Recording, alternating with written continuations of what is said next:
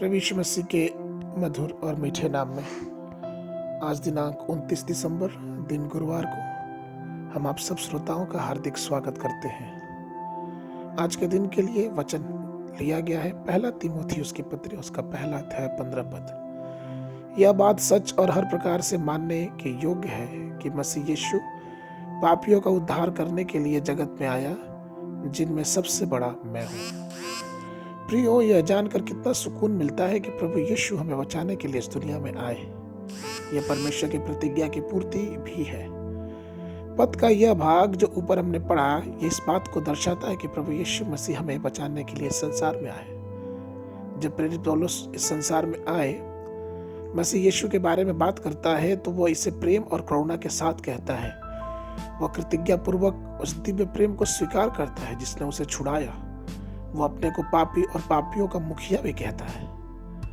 प्रियो, बहुत से लोग गली के नुक्कड़ों पर प्रचार करने वालों का मजाक उड़ाते हैं। वे उनका उपहास करते हैं और कहते हैं, यहाँ संत आते हैं जो सभी को पापी कहते हैं। वे सोचते हैं कि वे महान संत हैं और बाकी सब लोग पापी हैं। ठीक इसी प्रकार से एक उपदेशक था जो एक उत्साही और शक्तिशाली तरीके से प्रभु के लिए सेवकाई कर रहा था और वह प्रभु की सेवकाई में बहुत प्रभावी था। उनकी पसंदीदा कविता थी, मसीह यीशु पापियों को बचाने के लिए दुनिया में आए। एक बार जब वे सेवकाई में शामिल थे तो एक व्यक्ति को बहुत गुस्सा आ गया। वह सुनसान जगह पे उस पास्टर को पकड़ लिया और उसे बोरे में बांध लिया। उसे बोरे में बांध के वो वहीं पे छोड़ दिया, यह सोच के कि रात का समय होगा तो मैं इसे आके समुद्र में डाल दूंगा।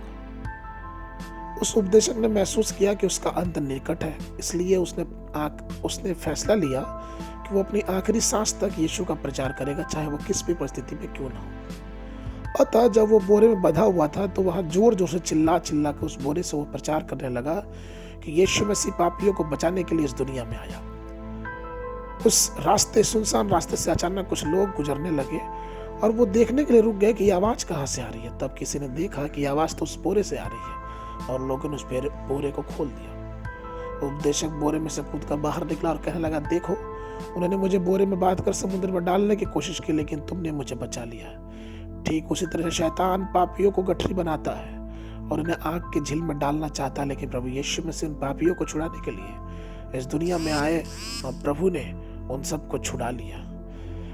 उस प्रचारक ने उस घटी घटना को एक सुसमाचार सुनाने का तरीका बना लिया और उसने प्रभु के नाम का प्रचार किया। प्रियो, हो सकता है कि संसार सुसमाचार प्रचारकों को हे दृष्टि से देखे, लेकिन प्रभु यीशु के मन के लिए यह बहुत सम्मान की बात है।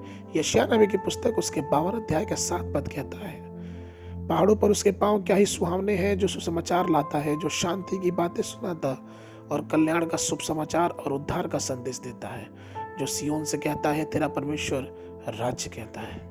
इसलिए प्रभु में प्रिय लोगों, जब भी हम परमेश्वर के सुसमाचार का प्रचार करें तो आइए पूरे मन पूरे हृदय से करें, क्योंकि प्रभु यीशु मसीह पापियों का उद्धार करने और हमें बचाने इस दुनिया में आया। वो इस दुनिया में आके अपने प्राण को कलवरी क्रूस पे दे दिया और उसके लहू बहाने से हमारा और आपका उद्धार हुआ। आज के मनन के लिए प्रेरितों के काम उसका 16 अध्याय 31 पद। उन्होंने कहा, प्रभु यीशु मसीह पर विश्वास कर, तू और तेरा घराना उद्धार पाएगा।